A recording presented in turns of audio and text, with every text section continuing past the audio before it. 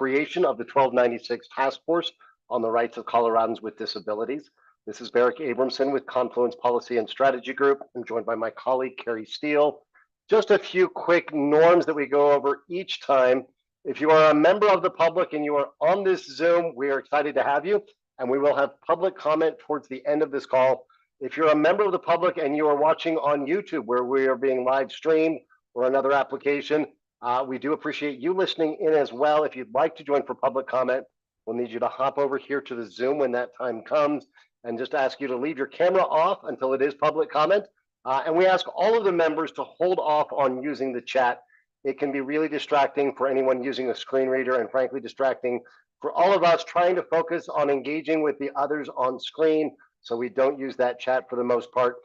Finally, members, when we start the conversation, I would ask you the first time you speak to introduce yourself by your full name, and any time after just to use your first name when you do start speaking. That said, let me go into what today's conversation will be. Here's the good news. You all have been putting in so many hours that I'm pretty confident I'm going to get you out of here early today. I think we're in a really good shape to go to our next stage on all of this, when I'll be asking for more of your time. So it's not that I'm being generous, it's just that I'm swapping it for another point in this process. To start off with, I want to talk a little bit about how things are shaping up, where we're going to go with the stakeholder engagement, and what we all need to be getting ready to do as we look into October. I think I've shared with most of you that at some points we've had conversations with the executive committee. Frankly, our stakeholder input on the ideas that are out there, which does not yet include yours, has been really limited. We've had like 7 or 8 comments on some of those ideas.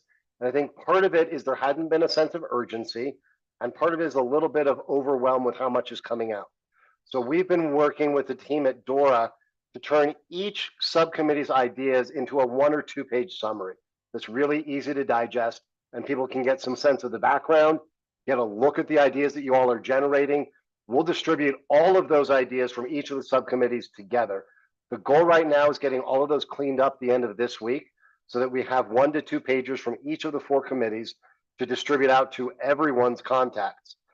That will then take us into our October session. We'll spend the next few weeks really working with you all to press on the public, whether that's businesses, people with lived experiences, nonprofits, city and county leaders, to give us feedback on the ideas that you all are floating. And then in October, we'll be sharing all of that feedback we've gathered, which you'll be able to see in real time as it comes in online if you'd like. We'll send you those links. But in October, we'll digest and we'll talk about all of that and start turning it into the recommendations we're going to be submitting up to the executive committee of the task force. To get you guys thinking about what we need to do next month, what we're envisioning is for each of these categories or topics that we're tackling together, that when we send it over to the executive committee, our report contains a few things. Number 1, we very clearly articulate what is the problem we're working to solve. We want to make that very clear. Number 2, what is the North Star end state that should be reached or accomplished by making changes to tackle that? And number 3, if it is something, and that's a big if, but if it is something that requires a graduated approach to addressing it, what is the first minimum step? Now, when I say that, I want to be very clear. We don't want you to think small when we make these recommendations or ideas. As I've said before, I have never seen the legislature receive your recommendations or another group's and say, well, that's not bold, let me make it even better. If anything, throughout that process, it tends to get watered down, as you all have probably seen, so we want to set it boldly. But if there is something that you all say, this may take 5 years to really get to our North Star end state, I want you to be aspirational and say, but the first minimum step needs to be a really big leap forward. So those will be the real components of our report. Will be, what's the problem we're working to solve? What's the end state we're working to create? And what is the minimum steps that need to be taken in the short term? John, what's on your mind? Yeah, this is John Broadbent. I did have a question about the particular element of the last item you mentioned, the minimum step taken. How much of the conversation should be around funding, and more specifically, on the digital amendment regarding, Tabor. You're not making your question easy, so let me take it from the top first. On the issue of funding, I'm not going to pretend we have a really liquid and flush budget going into the next legislative session. It's going to be tough. That said, I don't want this group to hold back on your ideas because of funding concerns. I think we as a subcommittee should name where there are costs. It's not your obligation to do that fiscal analysis. That will come in some degree at the executive committee. And ultimately, as this moves forward, Ledge Council will work on that fiscal note. I think we do need to acknowledge where there are costs. But John, I also think that's a great place to say our North Star is A, as a minimum first step, even if there's no funding available, you must do B. And if there is some funding, we should at least do C. On the reality of Tabor, I have been able to support a lot of people working on that issue for a lot of years, and it feels a little bit like job security. And I say that only half jokingly. Unfortunately, as you all know, we have a bit of a Gordian knot between Tabor and Gallagher and 23, and now we're going into a very tough budget year. So, John, a little bit of a long-winded answer. We don't need to get into the fiscal specifics, but I think we should set a North Star. We should set a, if some money is available, here's the minimum. And even if you tell me there's no money, you still have to do better than what we have by doing the following. That's how I'd like to see us approach it. Before I go into today's conversation, which is going to be talking about what ideas we have, seeing what we haven't gotten to, and then talking stakeholder, we have one of the representatives from the executive committee, Michael Stone, with us. So Michael, is there any thing you'd like to offer to the group, words of wisdom, encouragement, or challenges for us to try to figure something out? Oh, thank you, Barrick. Michael Stone speaking. Absolutely not. You guys have such wonderful flow. I kind of like to be a fly on the wall, and if I could be helpful in any way, if there's any questions or anything specific, I'd be delighted to participate. But meanwhile, I just, as always, just want to say thank you, and really looking forward to another productive day. Thank you, Michael. And from the exec committee, we also have Elizabeth Moran on. Elizabeth, any thoughts, ideas, questions, or pushing for us today? No, not at all. In fact, I would echo Michael Stone. Just tremendous gratitude for the work and the engaged discussion of this group. And I'm just here to be a fly on the wall so I can hear it from you before I see it in a report. One thing that I do want to share, Carrie and I had the opportunity to chat with some folks over at CPW, Colorado Parks and Wildlife. And we just previewed a little bit some of what you all have been talking about. They are very excited. CPW has been talking about what they can do, and they've already been working on this. It's not new ground for them. But when I shared with them some of your thinking about how do we make information about accessibility features available to the public, how do we centralize that? They got really excited. We're working to have them join our call in October to talk about some of the things they're working on. They even took it up a notch. When I said, you know, our folks want to see how we have, whether it's an app or an online site, and obviously something accessible, how do we have information about trail accessibility, what the parking situation is, how far it is? They kind of raised the ante, and they said, well, what about being able to report in real time that actually this trail said it was accessible, but at a quarter mile, there's a boulder blocking it. And if you're in this type of adaptive equipment, you're not going to be able to get there. So they want to see that a two-way thing where there is a portal or an app that has that information. And then they want to work with everybody to talk about how can we make this two-way so that those out there enjoying the rec or being challenged trying to are able to provide that feedback. So I'm excited about how enthusiastic they are for some of the ideas that we're generating. They also want to help get word out to a lot of the parks and open space managers to get them into the table. We'll share some links at the end of this, but they put out their statewide comprehensive plan, and accessibility is a key feature from that. and they want to make sure that they update and revise that based on all of your input. So that'll be part of the October conversation. With that, I'm going to go through some of the ideas, and a lot of this really is fine-tuning where we have been. I'm not going to rehash everything you have talked about. I'll just remind you've covered a lot of ground on things like accessible parking and drop-off points for people with adaptive equipment. We've talked about making sure there is clear disclosure about what elements are and are not accessible. We've talked about everything from maybe the state should be doing a review and an audit of what they currently call handicap parking, and one, rethinking that terminology, but two, thinking about, is it really accessible? Whether that's dropping off adaptive equipment or using accessible vans and other things. We've talked about, as I said, centralizing all of this information. And obviously we got into some weeds on some things like when a commercial venue or an operated and staffed municipal venue has things like restrooms, making sure that those are accessible, particularly when we're talking about elevator access to facilities that are not on the first floor. We then ultimately came to some of these conversations that we've been haggling, hashing, and trying to sort out, particularly when it comes to the ANSI B77 committee, which is the committee that's looking at accessibility for tramways, for gondolas, and for ski lifts. And we've been trying to figure out the language to get right here. So these have been in the Google Drive for anybody who's looked there, but let me read you where we are. And I'm going to read through several of these, 3 of them, because they all intersect with the role of the state and the B77 committee. So number 1 would be to establish a mechanism and appropriate relationship between the state of Colorado and the ANSI B77 committee to enable the state, on behalf of individuals, manufacturers of adaptive equipment, and operators of both ski venues and adaptive programs, to provide input to that committee about the needs and experiences of Colorado individuals, nonprofits, and businesses relating to the committee's work. And I just want to ground us. I think everyone remembers, we've just heard very different stories.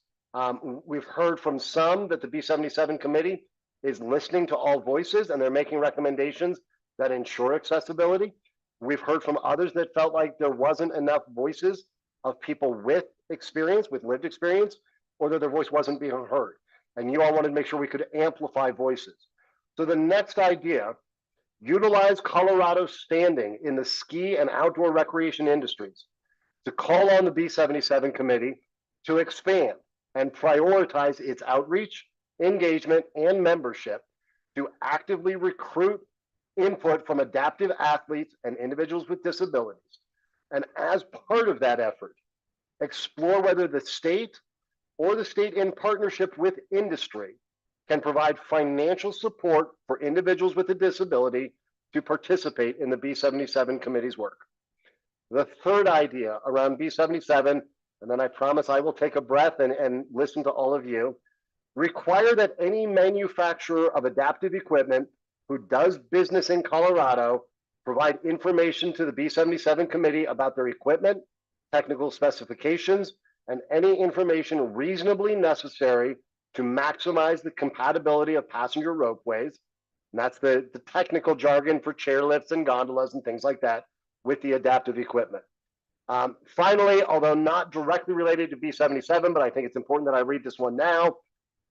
This had to do with particularly Rep. Ortiz pushing and some conversation you all had about our manufacturers giving consideration to the needs of adaptive athletes. So this fourth idea that connects here, require any operator of a public or commercial recreational facility to include in its contract or purchase agreement with the manufacturer of a passenger ropeway to, at a minimum, include accessibilities by individuals with a disability as a material consideration in the design of that equipment at the same time and level of consideration as the design or use considerations. So let me take a pause. If anybody has clarifying questions on any of those 4 I read, and again, what we talked about was make sure the state's sending information to the B77 committee, leverage to get more of our folks involved from the disability community, and require that anybody doing business shares that information. And Rep. Ortiz, I see your hand up, and I'm sorry I didn't call on you earlier. Hadn't seen you there, so jump in, sir. Yeah, I just want to clarify the last one because I really think it's important that when we're saying that they must give consideration when they design, is stating that the United States, so if they're an American company, right? If they're an American resort, when they're writing up these contracts with these ski lift companies, that they must cite that the federal ADA and the Rehabilitation Act exist, and so does Colorado State anti-discrimination law. Like to cite those things that this is why we have a right to access the outdoors. Like, hey, this is existing law. Because of that existing law, you must give consideration in your design to ensuring access to people with disabilities. I don't want to micromanage them, but what I do want to do is tie it back to existing law. So that needs to be in there. Otherwise, I just feel like it's weaker without it. Understood. And I've made that note and I will get that included. So thank you. Are there any of these that people want me to read back in their entirety or in essence? I know I went through a lot, or does anybody want to just lean in on any one or the package of? Madison, please. Thank you. Can you please read back the second one? Absolutely. And the second one was about trying to get more individuals with lived experience involved in the B77 committee. So as written right now, utilize Colorado's standing in the ski and outdoor recreation industries to call on the ANSI B77 committee to expand and prioritize its outreach, engagement, and membership to actively recruit input from adaptive athletes and individuals with disabilities. As part of this effort, explore whether the state or the state in partnership with industry can provide financial support for individuals with a disability to participate in the committee's work. Rep. Ortiz, do you have something on that? Yeah, so I forgot that I also wanted to mention about this because unless I'm mistaken, Barrick, and I think it's important for this committee to know this, how many members of the 70-something members of the B77 committee live with a physical disability? That I know of one. Did you all hear that? One. Okay, and when he makes the statement that there are members that say that disabled voices are being listened to, that is their opinion and they have every right to it, especially as an able-bodied person. I want you all to take that with a grain of salt and understand very clearly what the implications of that are. I, for one, and I will speak for myself now, am tired of able-bodied people telling me when my access needs have been met. That needs to end. So this is me, this is not Barrick or Carrie. It's their job to hear everyone and to express their perspective and their opinions to you just as they express it to them. I'm putting context to it right now. I'm putting filter on it. That I am not interested what an executive director of an adaptive sports program that has more interest in getting hired by ski country than securing basic access for me thinks. I am more interested in what the engineer that lives with a disability, that was an adaptive athlete, that does mono skiing, and that is the only member of the B77 task force that lives with a disability thinks. And this effort to expand participation by people with disabilities needs to happen. I love the fact that we're talking about maybe the state providing a stipend, because the bottom line is we deserve to be paid for our experience and our knowledge. And the bottom line too is that we tend to live 25% more likely to live under the poverty line than able-bodied folks. So I think that's a great, I don't know who put that spin on there too. Love it, chef's kiss. I think it needs to be considered. Thank you. I'm going to go to John and then to Kurt. And full transparency, as Representative shared, there's one member who, to my knowledge, of that committee who lives with the disability. And it was that one member who told me that he does not believe his perspective has been heard or at least valued and weighed in that conversation. John and then Kurt. Yeah, John, I want to echo what Robert Keith mentioned.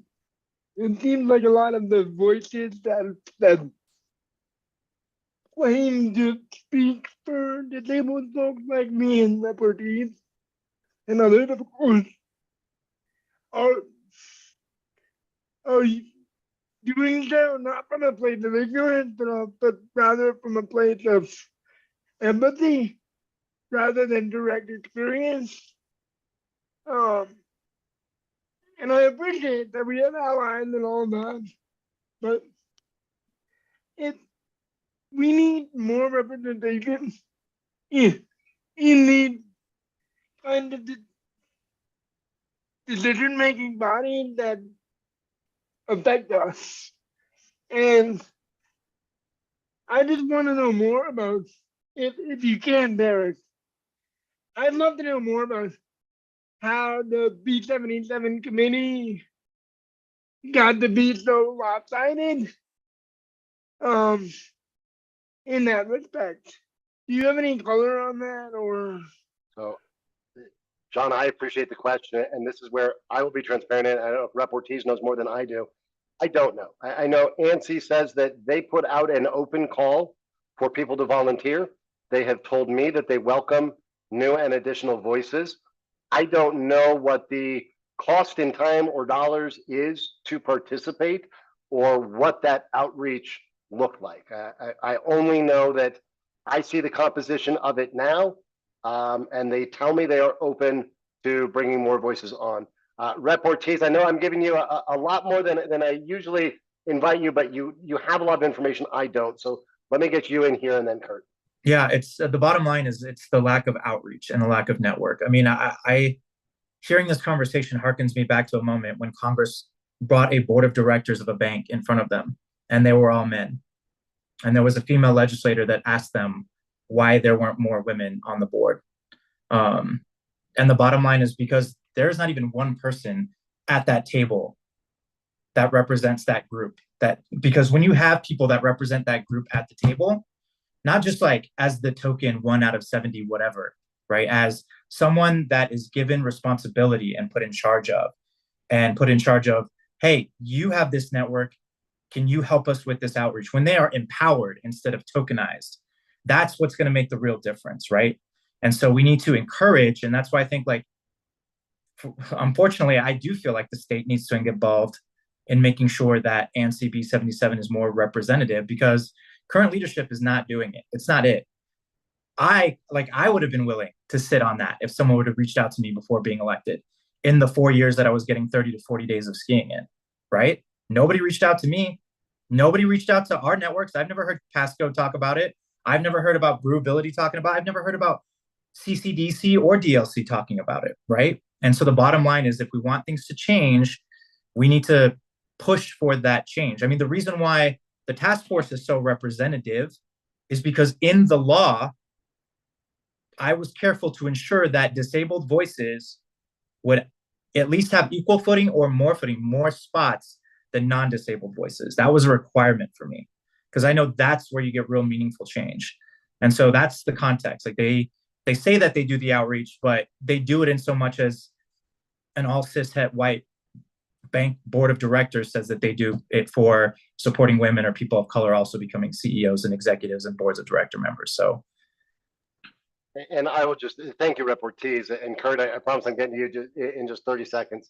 I think when we get feedback from the public, you all will have the opportunity, as we shape these into formal, more long form recommendations to the executive committee, to name if there are specific things you want to include. Because right now that idea talks about calling on the B77 committee to expand and prioritize its outreach and engagement. You all are certainly free to get more prescriptive or specific in what that looks like. I will transparently say I have appreciated learning from some of you the very notion of nothing about us without us. As I do my work in facilitation, I frequently tell people I'm not just interested in getting the right people at the table who usually aren't there. I want to make sure that people who don't even know there's a darn table are welcome to seat at the head of that. So you'll have your opportunity to shape what that recommendation looks like. For now, what we want to do is get kind of conceptually to what you want to go get public input on. Kurt, let me bring you into the conversation. Well, it's just a little different perspective on, the nothing about us without us. It's about, it goes from being those people over there that are devalued in some kind of way. You're not as important, whatever. It goes from that to them over there to it's us. And that is hugely powerful. It's common goals, it's common values, all those things that are brought to the table. And when you don't do that, you never really have true solutions either for the community. You never reach your potential. So I totally agree with what all has been said. It just always uplifts me to come to this meeting, like-minded people and people that really get, the disabled community and our challenges. So thank you all. I've got more ideas that I'm going to read back, but before I do, I want to make sure if anybody has any questions or just wants to react or reflect on the conversation we're having about the B77 committee in particular.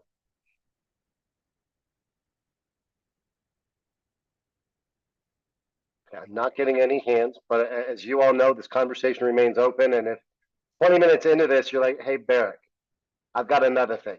Just get your hand up and jump into this conversation. I'm going to continue with two other ideas that have been developed based on the conversations among all of you about some of these equipment issues. And then I'm going to move us into urban and suburban recreation and those ideas. But the next two ideas, in addition to everything we've talked about with the B77, one, develop, maintain current, and promote best practices and guidance to adaptive equipment manufacturers and lift manufacturers to promote maximum awareness of compatibility limitations and specifications. So this came about as we were talking about, there's both the regulatory things we need to do in terms of shaping B77. There's also some work that you all mentioned doing by promoting and publishing these best practices. The next idea, establish a schedule of periodic review, not more than 5 years, for assessing compatibility with adaptive equipment and accessibility by individuals with a disability of equipment in use or under contract for installation at any commercial or publicly accessible recreational facility. And I will fully own, I can probably clean up that language and make it a little less wonky.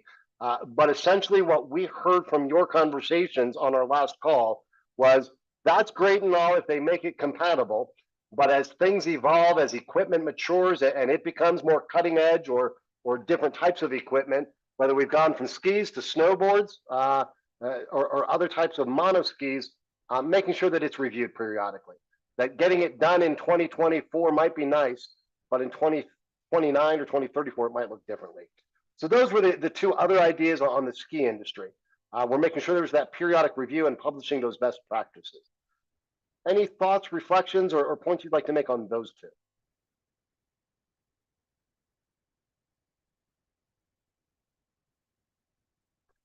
Okay, then I'm going to completely shift gears and get us out of the mountains and down into our cities and towns and the suburban areas.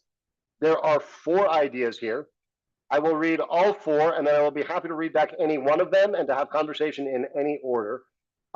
Number 1, require periodic inspections of urban and suburban recreation areas, including all municipal parks and facilities, including playgrounds, to ensure compliance with the ADA and with CADA.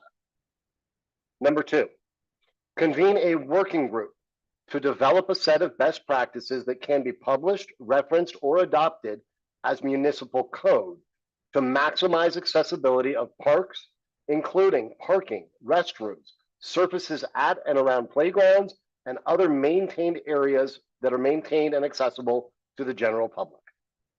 Number 3, promote the availability of adaptive and other equipment at golf courses for use by individuals with disabilities. And number 4, create incentives for state, county, or city parks to expand access for the blind or visually impaired through multiple solutions. So I know those are a little all over the place. We had a lot of conversations, particularly around playgrounds. We talked about golf courses and accessibility. So we've got some ideas around both potential code adoption as well as incentives and inspections.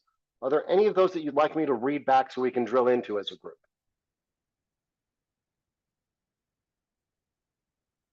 Yeah, Christina. this is Christina. Can you read back that last point on the blind low vision? I can't, and I welcome input on strengthening this as currently drafted. create incentives for state, county, or city parks to expand access for the blind or visually impaired through multiple solutions.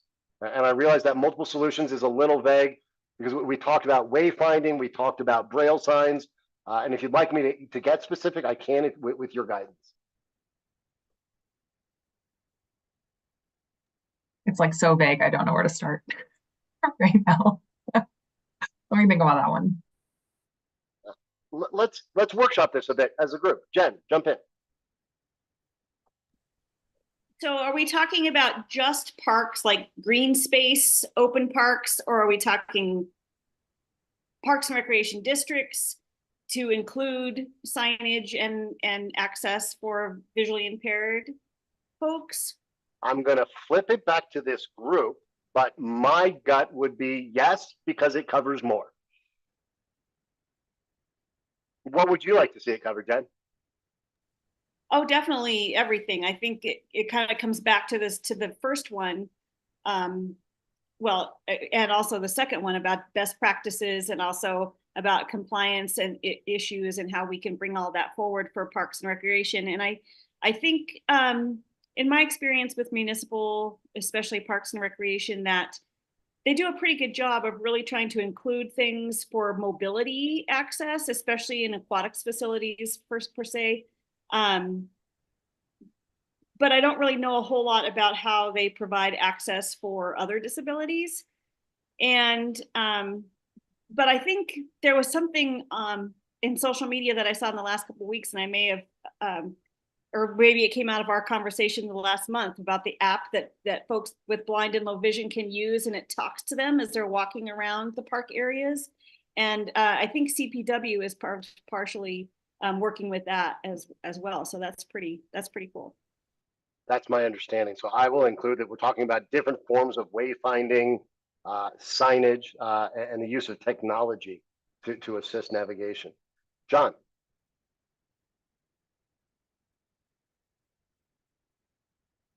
Yeah, sorry, I had to mute. I'd want to echo Dan's point about mobility access, and this is kind of why I wanted to limit the discussions from like a broader CPW jurisdiction, because I think this is really low hanging fruit if we narrow the scope of the request to increase the accessibility for parks located in like incorporated communities or other areas that would be conducive or would be more conducive to getting that real like access in. Like there aren't any natural barriers to worry about that are inherent just to the outdoors, you know. If it's a park, I think it should be a priority of this committee and the wider task force to get whatever we can get on that. Understood. Let's continue that conversation and other thoughts folks have on incentivizing and kicking in the rear our state and municipal parks to expand the accessibility, particularly in incorporated areas. Kurt, your thoughts? Well, and this goes back to the no lived experience on the decision-making teams that, you know, that whether it's nonprofits or parks and recreation, you know, municipalities, whatever, that they don't have people with lived experience making decisions. So again, it's those people over there, and you know, some year we'll get to them. They're not important. So, you know, people that use them, parents of those, you know, I always, you know, how important it is to have parents of children that have disabilities helping with those decision-making teams, and people with lived experience, whether blind, deaf, mobility, whatever, you know, that's why those things never happen. Really, it's if we have a repeat theme here, that's it. But somehow we could, I don't know how if you could require people to be employed, but it's at least on their advisory boards, whatever committees, that they have people with lived experience be part of the decision-making process. Let me do this since we've got a couple perspectives on here. Jen, I'm going to come to you, and I don't want you to lose your ideas. So if you need to jot it down, do. I don't want you to lose that thought. But I have Christina and I have Connor on this call, who have different levels of engagement of how agencies approach this. And Kurt's highlighting, how do we get not just incentivize our city or county open space and parks folks to make things more accessible? How do we get them to listen to the voices of individuals with disabilities?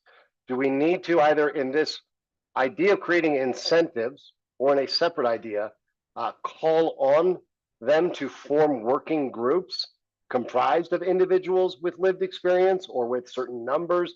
How can we get more of those voices into our park managers' work and thinking? And it's maybe not fair to ask the two of you because I know you do, but thinking about your colleagues statewide, I won't ask you to name names, but I think we all know there's some places that could do a little better. Christina, your thoughts, and then Connor, I'm going to call on you. I honestly don't really have a great answer for you, Barrick. I'm so sorry. My work at the state is, I always say I'm like the weird stepchild of the state because I work with the DD Council. So I actually I'm a state agency, Let me give that a thought and I'll come back. I appreciate it. And people I know love it when I just put them on the spot out of nowhere. I try to lean on people's expertise. Connor, what do you think about this? Yeah, I wish I had a probably better, clearer answer. I think the reality is that in some cases this happens, and there is good feedback. There are, folks with lived experience who, there is that framework set up, especially in some of our bigger cities. I think probably where we struggle with it a little bit more is in rural areas where they just don't have the bandwidth or the infrastructure or to manage another committee and manage the feedback in the right way. Oftentimes these Parks and Recs departments or whatever local agency that is managing the land and park space, in many cases it's one person. In many cases, it's less than 5 people. So I think anything we can, it would probably be worth doing somewhat of a landscape analysis to see who does it well, because there I think are some municipalities and communities that do it well, and the ways that they went about that, the costs of it, the best practices, so that we could maybe hope to replicate that across the entire state, not just in a few, again, generally more affluent communities. I appreciate that. Kurt, I'm going to get to you, and I'm going to ask everyone to think about, and I want to be very clear, this is not me proposing something. This is me trying to reflect back what I'm hearing from you and sharing what I've heard in some of our other committees. Some of our other committees, for example, our Government Services Committee, has talked about smaller jurisdictions with lower revenues having challenges to meet expanded access. And the idea has been generated in some of them that should there be a statewide fund that different jurisdictions can access for specific accessibility initiatives. So I'll just throw out there for consideration, if there is anything you all want to discuss in parallel, that would be some type of use fee or fund generated from some source that could help those that Connor highlights that just don't have the human capital or the budget capital to do some of this expanded accessibility in their municipal parks, should they be able to access something. But Kurt, let me go to you because I know you had an idea before I went on that tangent. Yeah. So for the rural communities, I want to, the Colorado Office of Emergency Management, they have their access and functional needs team. They have been very good at working with smaller communities, rural communities, and connecting them with disability-led organizations that they can advise. For instance, Centers for Independent Living are a great resource because Centers for Independent Living at least 51% of their board of directors, their staff have to have disabilities. So there is a huge body of knowledge there. And if usually Centers for Independent Living don't know, they can direct you in the right direction. And the Office of Emergency Management had huge success to the point where the rest of the country has come to them for their model.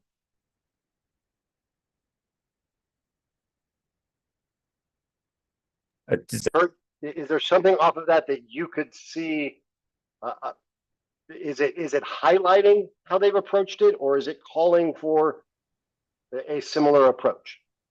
A similar approach, but one of the things, like when they offer educational opportunities for those communities, they bring, like I've been asked several times to come in and be the person that with the lived experience to share stories.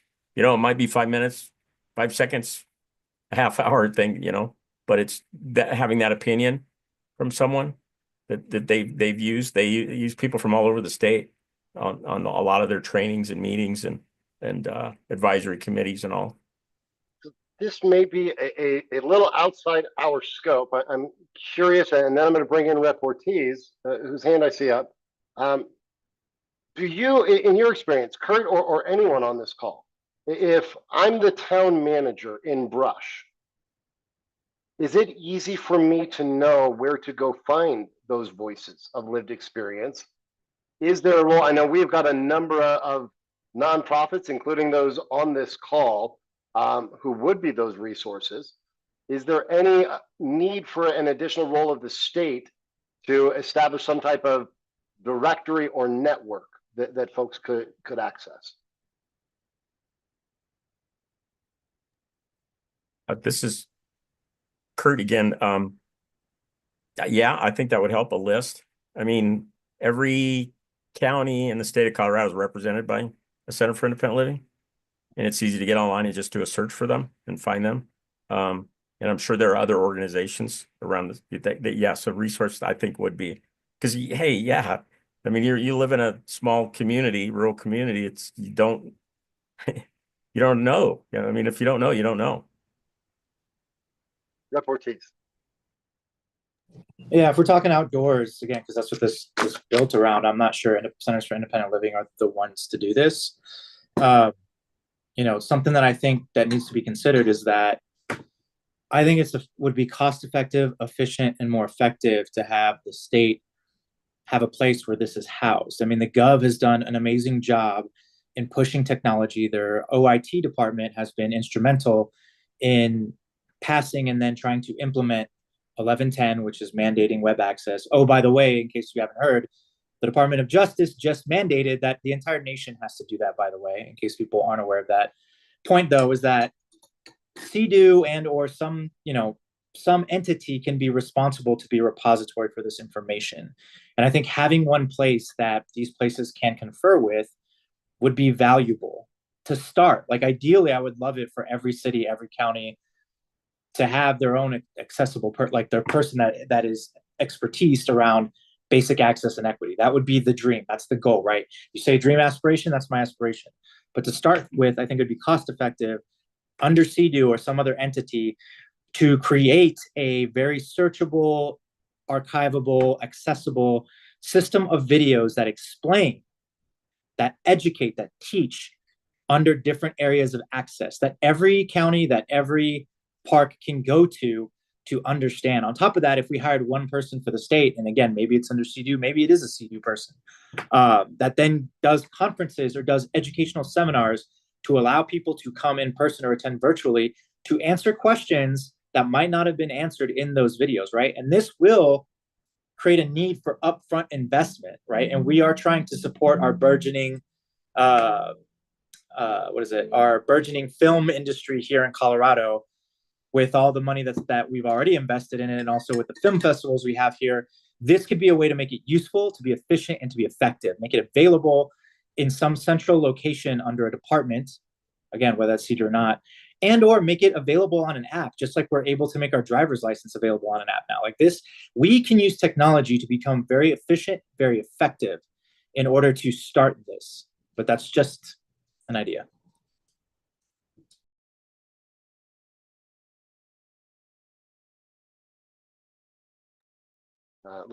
Anyone else want to lean in, and I'll pull us up. We're talking in particular about municipal parks and greenways. And we've got ideas around periodic inspections. We've talked about a group to develop best practices. We've talked about equipment at golf courses. We've talked about incentives with a focus on incorporated area parks and greenways to expand accessibility, both related to mobility as well as hearing and sight. And now we've generated some questions about is there a need to do a landscape analysis? And should we create this one stop at CDU or otherwise of searchable videos and articles and facts about the laws and about accessibility standards? Christina, get in here. Yeah, I guess just to follow up to what Rep. Ortiz was just saying, I just wanted to, I guess my question is, if this were to fall under CDU, what does capacity look like? Like, do we have an understanding of what that capacity at CDU looks like yet, or like what a timeline would look like? I think my hesitation for a brand new office is that something like this would it would take a much longer period of time, right? Like CDU is still getting its legs, so to speak. And I will say, I think this is an important point, and it's probably one, I don't want to dismiss this, Christina. I think we can probably get more into the weeds on it when we're developing the actual recommendations. But I will tell you, I've had the conversation with the LG's office, and I've had conversations with those who may ultimately connect with CDU. And what I've heard is, Barrick, please don't turn this task force into something that is just going to be the dump truck that backs up and puts everything on CDU that nobody else is going to do, because they're not going to be able to do it all, to your point. So I think I bring that up because it may be, as you develop your ultimate recommendations, that you say this needs to get developed, and as an immediate first step, find the agency with the resources and capabilities to do it now, and as our North Star, find the funding for this to fully exist in CDU. So yeah. I do think it's a good point that we think realistically about the new office that's the new shiny thing, that everyone wants to dump their problems on their desk. Yeah, your dump truck analogy was a better one than what I was thinking. That's exactly where my brain was. Like, I don't want to dump everything on CDU right away. Yeah, thanks, Barry. I'll be happy to when we get them a huge budget. But for now, let's talk about Colorado's actual budget. Jen, get in it. Hi, thank you. This is Jen. So my question was actually for Connor, wanting to know how the Colorado, or about his Office of Outdoor Recreation and possibly the Colorado Parks and Recreation Association work together to help support municipalities for disability issues and ADA recommendations, if any at all. And are there more resources there that we can tap into? Yeah, great question, Jen. There's not a ton this office does. We just don't have the capacity or the expertise. This is an office of 5 people. The main work we do in this space is through the Colorado Outdoor Equity Fund, which lives within CPW, that we partner on. And so we've funded some of that work, some of the work you actually heard about today around, more accessible wayfinding. I think we still need to do a lot more in that space, but that's essentially the extent based on kind of the funding and the expertise we have. I think would be very interested in doing more, but at this point, it's fairly limited. In terms of the Colorado Parks and Recreation Association, not a conversation I've had directly with them, but would be worth having a conversation there. Again, to what I said earlier, I think it's really uneven what they're able to do. I think the bigger municipalities do some work in this space, like Denver. The vast majority, especially if you're, going across the state, do very little. But I think would be open to doing more if we could give them kind of a playbook, and especially if we could give them funding to do it. Yeah, that's good. And I think that the playbook and giving recommendations, and that actually kind of falls into something I'm working on with a friend of yours, I believe, over here in Grand Junction, is we're going to be working on collecting data about accessibility for outdoor spaces for the Grand Valley Outdoor Recreation Coalition. And I think, boots on the ground type of stuff it's a lot of work, but I think that's where a lot of our initiatives probably are going to have to come from, because there isn't, from what I'm hearing, funding and people available from the top down. Yeah, and that's great, Jen. I love that you're doing that work. You're probably working with Chandler Smith. And that, yeah, fantastic work. And we do have, with CPW, with my office, there are a lot of groups on the ground like that in kind of the outdoor recreation space. There are different regional partnerships, different coalitions that are different recreation interests, different conservation interests, different tourism interests that I think, I won't speak for all of them, but I do think that many of them, like the Grand Valley Outdoor Recreation Coalition, are really interested in this work and would love to, do some of that boots on the ground, again, with the right funding and support from the state. Thank you both for that. Before I shift gears to kind of blue sky and open discussion, any continued thoughts about our municipal parks and greenways and the ideas that we're floating right now? Sharon has his hand up. Oh, thank you very much. I did not see that. It was hidden behind the sunset there, Sharon. Sharon, get in here. Yeah, I had a couple of comments. Kind of in relation to the B77 topic, I do think writing a lot of these things into contracts and laws would be like a great advantage, even in the rooms that we're not in, just having that in some type of paperwork or it being tied to legal obligations. I know sometimes people are scared of accountability, but I really love that idea for everything kind of across the board, even including like some type of ADA consultant or someone with lived experience being available. I know sometimes there's funding or other issues that might be in question, but a lot of us that live with disabilities volunteer for these boards. We volunteer for these positions. We want to be involved. So I don't really buy that people can't find someone or that there's any type of funding issue. Like I'd volunteer for a lot of stuff right now if I just knew where people needed help. And one of the other things you had mentioned earlier was kind of having a live update app. I really like that idea for a lot of reasons, just because if you look at something like Google Maps or Waze or pretty much anything nowadays, are really powerful tools being able to report things on the spot. So whether it comes to enforcement or finding issues where things are being reported the most, it's easy to report and it makes it a lot easier for the state and county to fix if they know what keeps coming up or what the biggest issues are. So those are some of the things I've just been running in my head right now. Sharon, two things, and I want to open it up to the group because you know me, I will reflect things. I will never put my words to be your ideas. I'm just going to reflect some things. First of all, I can't take credit for the idea of the action and real-time feedback. That came from the folks we were talking with from Fletcher over at CPW, who said, if you're going to make an app that tells people what's accessible, why don't we make it so they can tell us what isn't? And I love your analogy to Waze or the Google Maps, where you can click on it and say, hey, there was a cop running radar or there was a car in the road there.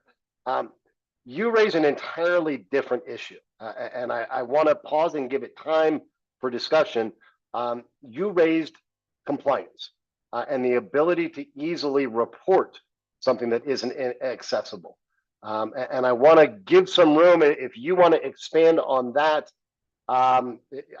What I was hearing in what you said, and correct me if I'm wrong, was if we had this app where people could report a compliance violation or report something that wasn't accessible as required. Is that what am I hearing correctly? Yes, that'd be correct. And it would be easy for us to kind of collect the data at the same time too, because if a trail is marked inaccessible for, say a bike or a trike or whatever else that we need, not only are we reporting where there's an issue, but for other people following up behind us, then they know what's accessible and not accessible. So it's a really powerful tool and it's not out of reach. A lot of apps are going that direction these days. If not open source, it might take a time or low investment, but that's definitely a strong tool that should be in place. I love that. Yeah. Other thoughts on that? Okay, here's what I'm going to do. Rep Ortiz. Rep Ortiz, and then there may have been another, or that was just your picture moving on me. Rep Ortiz and then Connor. If we need an example, there's already an app out there that does this, that was started by an entrepreneur for businesses, where, so if you got, it's called Roll Mobility. If you want to look to see how they format their app, they give it's not just anybody going in and typing whatever they want either. They ask very specific questions, yes or no questions around access, and then based on the answers, then give it an overall rating. So it's a good model to look at if we're looking for something engaging and interactive. Did you say that was real mobility? Roll, ROLL, mobility. Thank you. Roll Mobility. I will check that out. Thanks, Christina. You're the best. Connor, you had your hand up, I think. I think Representative Ortiz kind of answered I just ignorant on this and was curious what existing tools were out there to see if we could, leverage something instead of trying to recreate. Anytime we have, especially the government, try to recreate tech and tools, it can get a little messy. But the Cotrex, I was also going to say Cotrex, which is the state created map of all trails. This is something that we've been working with CPW and Fletcher to be able to have that real-time self-reported data for everything, but certainly for accessibility concerns, and trying to build those layers into the trail system. And it, of course, will take a while just because we have so many trails here in the state. But I'm really heartened to see, I think a path towards doing that with Cotrex, which is, has been a 10-year project and again, taken probably longer and more money than it ever should have. But that's what happens when the government is tasked with creating apps and tech. Yep, I have been there. I remember being I'm going to date myself, but I remember being on Capitol Hill in the late 90s, and we were helping Congress, who was still on computers using DOS, while we were rolling out the 4th and 5th versions of Windows, and they couldn't quite get it. And I do want to, just transparently share that when we spoke with CBW, they're also very excited about the opportunity to team up with this task force and the ideas coming out of it to leverage the voices going forward. Rather than this task force and them separately both fighting the fight to go find the funds, the resources, and the support, but the opportunities to amplify each other's ideas and build on things like Cotrex and things already being developed, and that could use a little shot in the arm to get it going even more robustly. Sharon, get it. Yeah, hi, this is Sharon. I was gonna ask you, Connor, with that already being developed and being in place, though, I can't imagine that it's too hard to just add a checkbox or something in the drop down where, it's not as extensive as it could be for something that, has accessibility or all these other details. But even a checkbox in one of those apps that's already pre-existing is not a lot of work, just to say this is accessible, this is not accessible. And you would already have some data right there, and it shouldn't take that much on the software side. Yeah, totally. I don't want to speak for the software developers. Every time I think it should be easy, for some reason it's not when we've done this before. But I completely agree. I think in theory, this is something we've been talking about, working towards, and so, it should be very doable, at least at a basic level, I think. Yeah. Oh, sorry, Sharon. Just to add to, CPW, we're working with them and the governor and a few other groups right now to see if we can secure some more funding for some of these things. One of them being accessibility, one of them being more funding into the Outdoor Equity Fund. That really is the main grant program for this work. So and these are early conversations. We still got a lot of work to do, but if there's if it's a funding piece, I'm cautiously optimistic that we will have a little bit of funding to do maybe some of this work. It's something we're working really hard towards. And I will just share that part of the conversation we'll have with CPW when they join next month, they, I think, really mirror this group's interest and insistence that the ADA is the floor. And what they said is they would love the opportunity to partner with, whether it's this task force, future iterations or working groups, but frankly, just the community, to better understand what are the right attributes to be in things like Cotrex, and for them to identify so that it's not just ADA compliance as the standard, but true accessibility as the North Star and standard that they're working toward. Rep. Ortiz. Yeah, let's see. I appreciate the work that the Outdoor Equity Grant has done. I was one of the sponsors on that bill, and also that CPW wants to look to expand it. I just want to caution about thinking that that is going to be the solution. Like if that's the 10-meter solution, like if that's how we can use the stepping stone to get there, great. And the reason why I say that is because I remember when I was passing the sports prosthetics bill, when the Gov's office was thinking about vetoing it, that was offered as a solution. That wasn't a solution.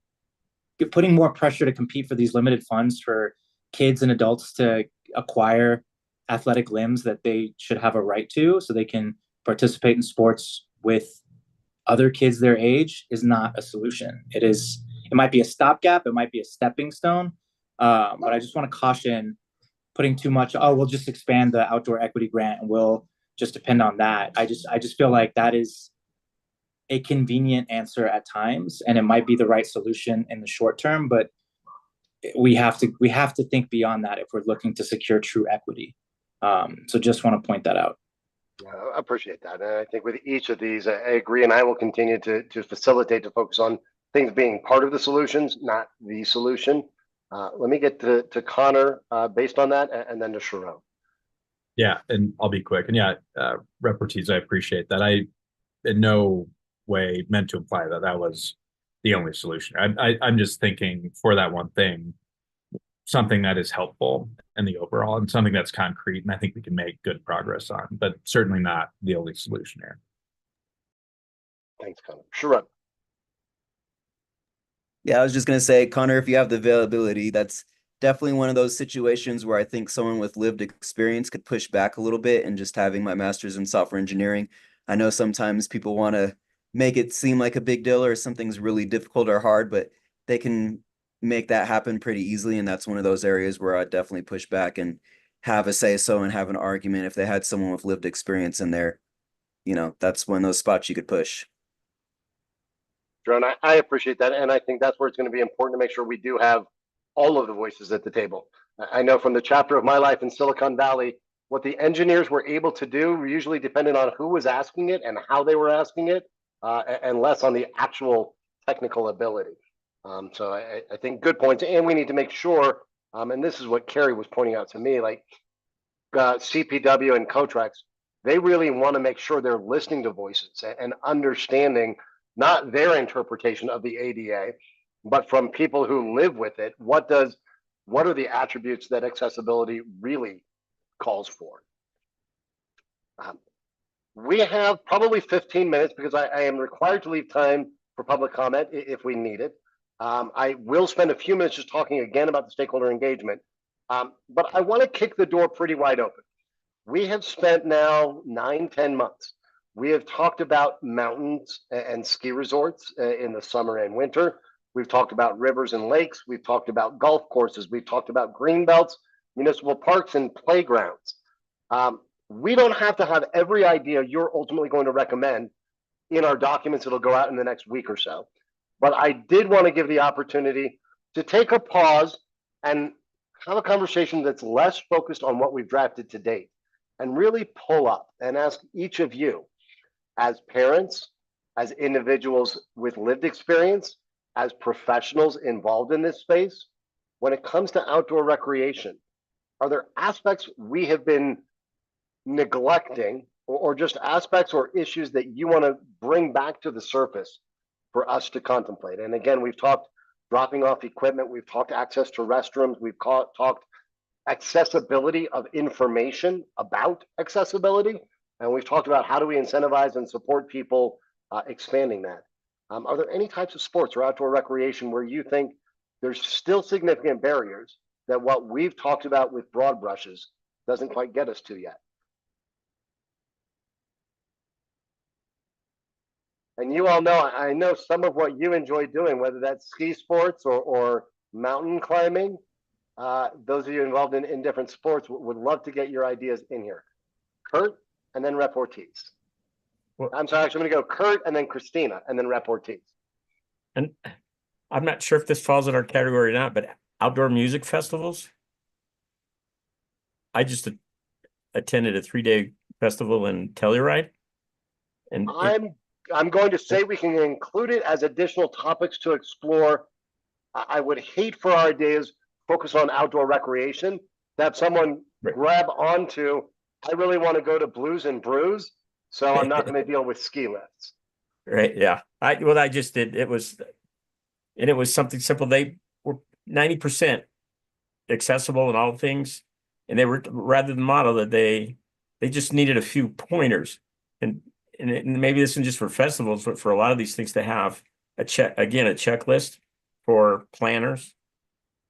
I think These are the things that make things even better. Maybe not just the minimum, that raise the bar a lot more. Yeah.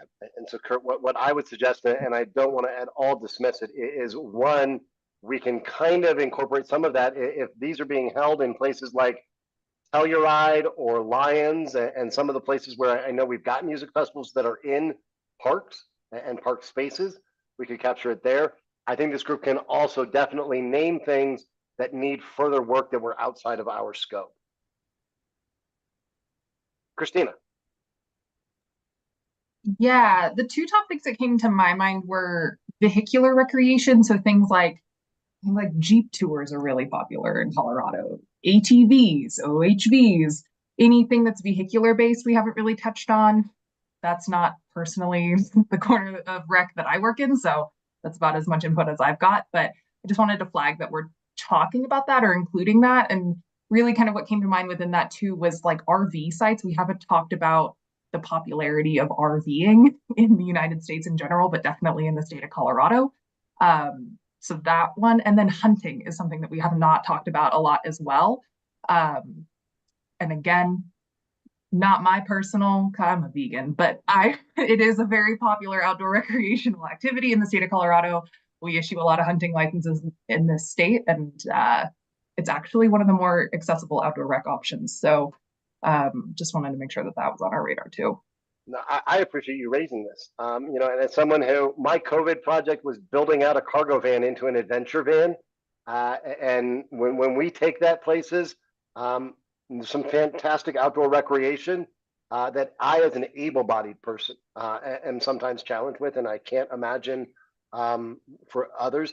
I think with a lot of these, there's a reality that we don't have a ton of time to bake and flush these out.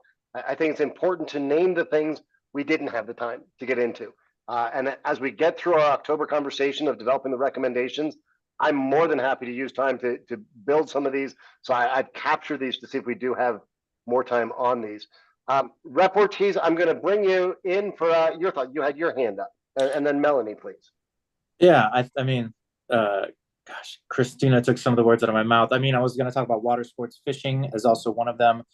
Talking about tubing and some of the other stuff that happens, making sure that we're talking about accessible onloading and offloading for those activities, whether we're talking about paddleboarding, whether we're talking about kayaking, whether we're talking about fishing.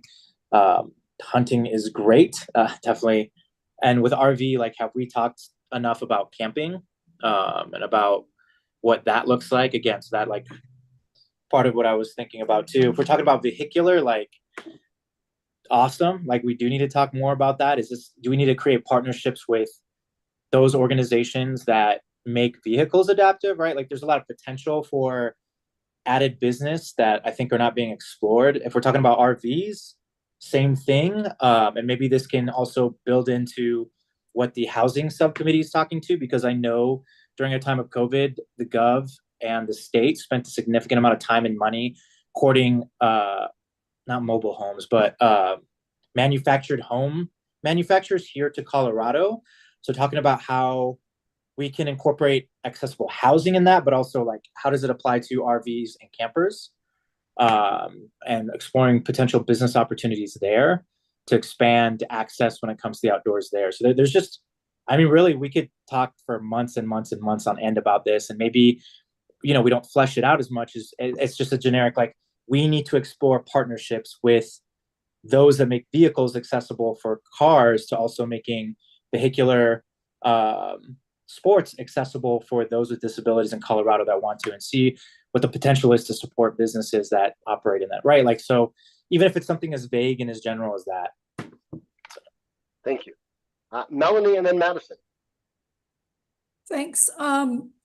One thing that I would just throw out there is, have we talked enough about kids and outdoor recreation? And I'm specifically thinking about things like summer camps that involve outdoor activities and sports. And are we thinking enough about whether we're addressing accessibility, access to those activities for kids with disabilities?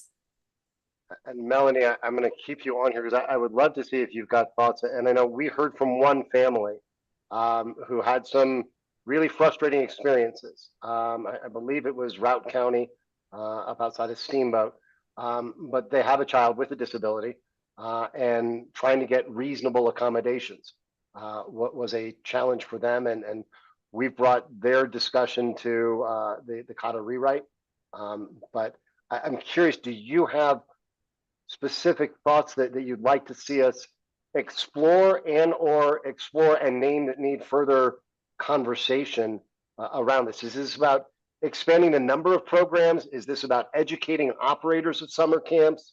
Is it about programs to make sure that they have access to equipment? What do you think?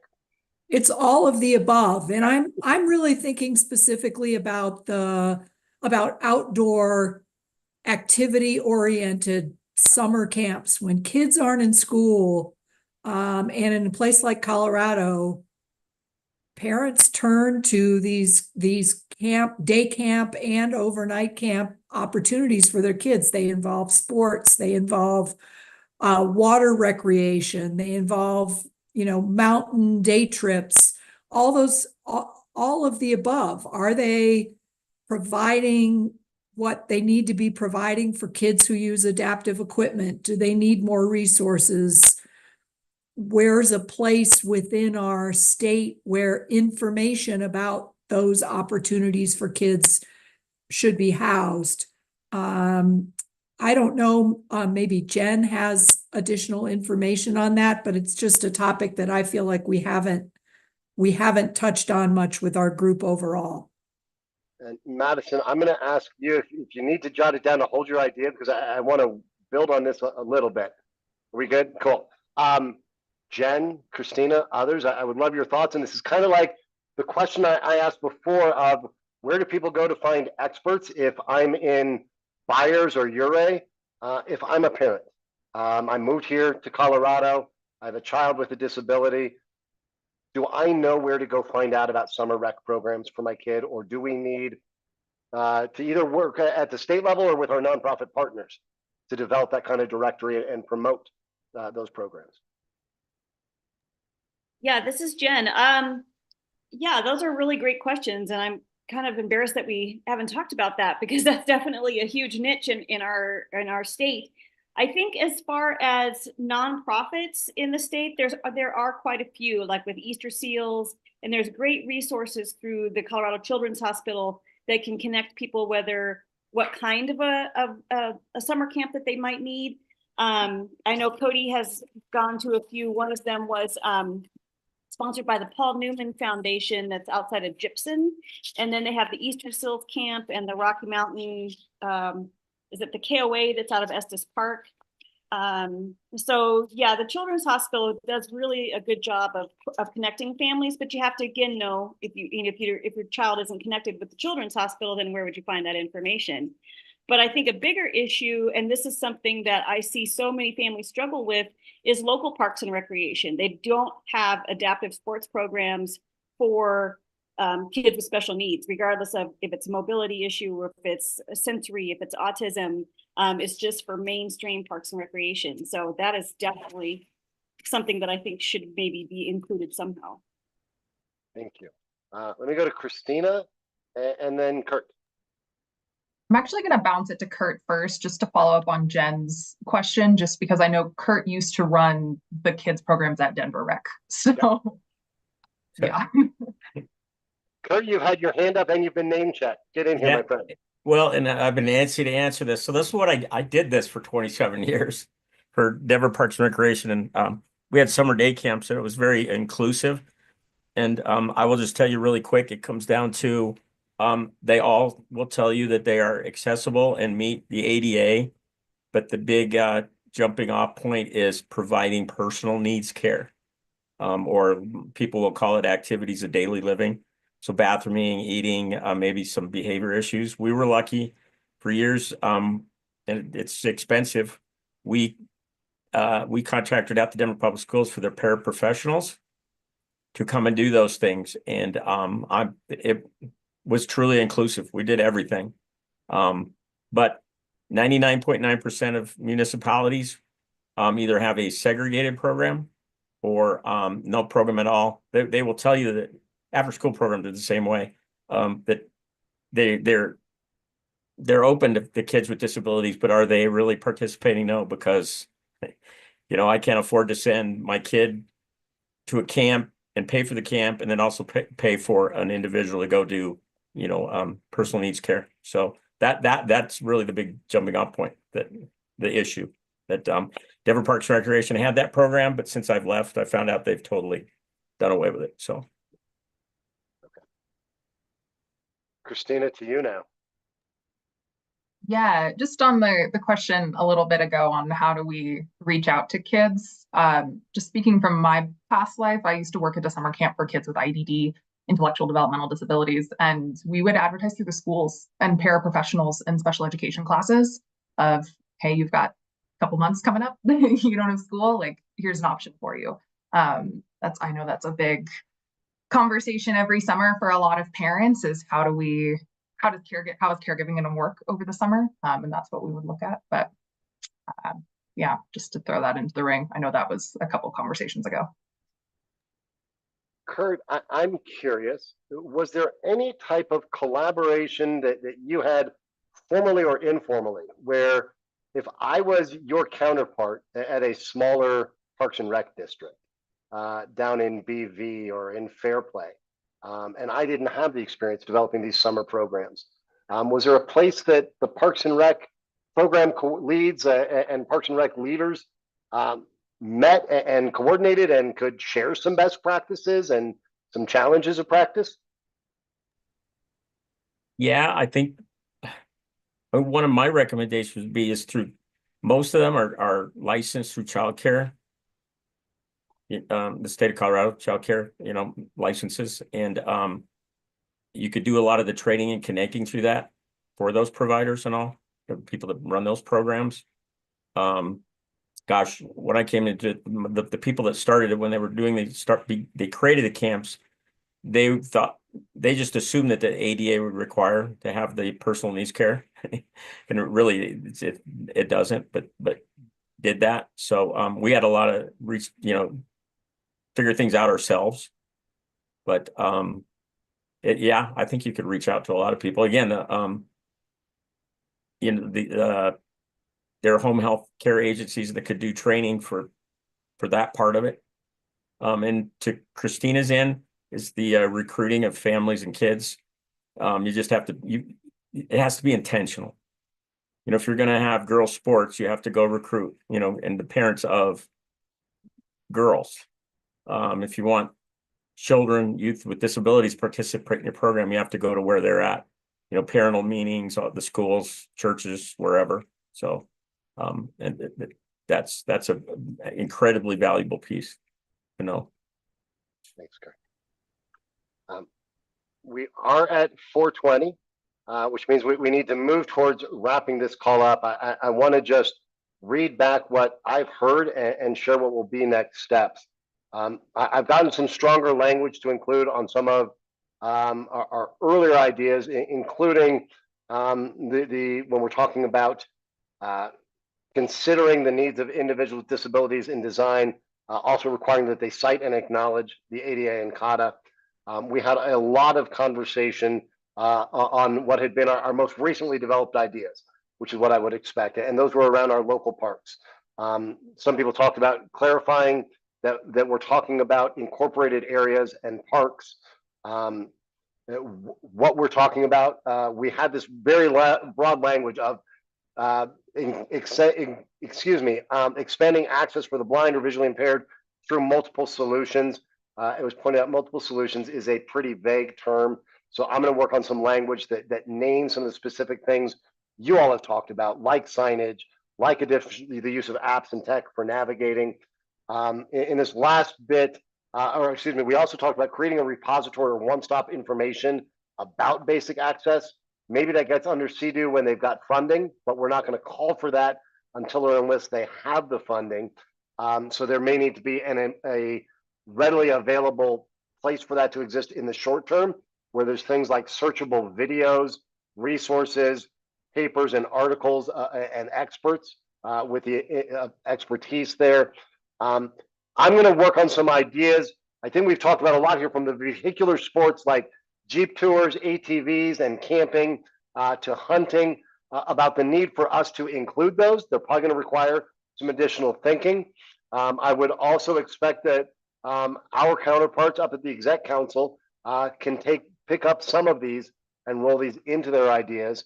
And then we had this great ending conversation around kids and summer camps and the outdoor rec opportunities, particularly what that looks like for our local parks and rec programs, and increasing the awareness and frankly the accessibility as a standard. As I said at the very top of the call, where we're going next is working with Katie and Jenny and the full Dora team. We're taking all of these ideas and getting them into 1 or 2 pagers that are super digestible, but also link to the more full definitions. The reason for those short versions is we were being told that the idea of rolling out 87 different ideas that are each a paragraph long seemed a little overwhelming to folks. So we're distilling it down to highlights that then will link back to the full ideas. We'll be rolling all of these out together using the lists and the connections that you all have shared, but we're also going to get you some graphics, some short links, some language that you can use. We're going to try to create a sense of urgency that we want the public and stakeholder input in time for us to digest it for our next conversation in October, when we'll be turning those stakeholder ideas and all of your ideas into the recommendations that we'll advance, which will include naming the problem we're trying to solve. We'll name what the end state is, and if and only if it requires a transition period, what the minimum first step must be, with the expectation that action is being taken on all of these immediately. It may just take some time on some of them. As I go into the final 7 minutes, I can't not acknowledge, and Mr. Ortiz, this is not about you retiring or disappearing in any way, but I know your office on September 30 at the state capitol winds down, and your senior aide, Elsa, has been an amazing thought partner to Carrie and to me. She's been an incredible resource to this entire effort as a task force and a subcommittee.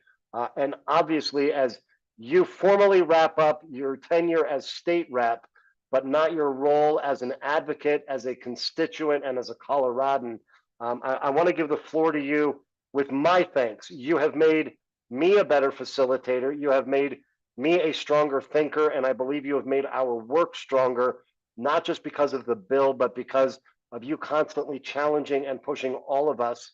The governor came into office saying that Colorado for all. I think you've brought an entire new dimension to that. So in the last few minutes, I want to give the floor to you. Thank you, Barrett. I got to start off by mentioning how lucky I've been with my staff. I think that besides representing the amazing community that I get to represent, I think getting to work with and mentor some of these young adults has been the best part of the job. The older generation always complains about the younger generation. They don't get to work with the kids that I've been lucky enough to work with. They make me very hopeful and very excited. So thank you to Elsa, thank you to Austin, Sarah, Louisa, just my staff that I've been lucky enough to have been second to none. As far as the work that I've been able to do, it has been a privilege to be able to elevate the voices of folks living with a disability, whether visible or invisible, and provide that platform. Nothing about us without us is about that. We went from running 0 to 3 bills for disability rights when I was a lobbyist for veterans to 15 plus bills this year, and the same plans for next year. And we need to keep that energy going. And it only happens if people and our allies living with a disability show up consistently and continue to show up. So just don't back off, don't back down. We need more of this work. I'm extremely proud of the way that this subcommittee specifically has taken shape. I'll be very honest, I had my concerns. I did at the beginning, but you all have really come into your own. And it's been so impressive to see and hear the ideas that have come from this group and to see the way y'all have learned to work together and depend on each other. So I'm excited to see where this ends up. I'm still going to be living in community. I'm not gone. I'm just done with this chapter of my service for now. I'm still going to be on the executive committee. You'll still see me at these meetings until we finish our work. And I suspect that you will see me in future work when it comes to disability rights. I really think that's where my future is at. And I think that's where my heart will always be at. Just because even though we're 20% of the population, visible or invisible disabilities, we're not 20% of the representation. And we have a long way to go. And I look forward to continuing that work in different ways with all of you. Thank you. Thank you, Representative. So with that, I'm not going to go through the usual closing and all of that. We'll be back together on October 15th at 3 p.m. We'll be making some asks of you between now and then as we finalize these ideas and get them into these 1 and 2 pages and online. We do need your help, and we need your aggressive help getting these in front of all of your professional and personal networks to make sure we get robust input from all perspectives across the state. But with that, thank you all. We'll be in touch by email, and we'll see you October 15th at 3 p.m.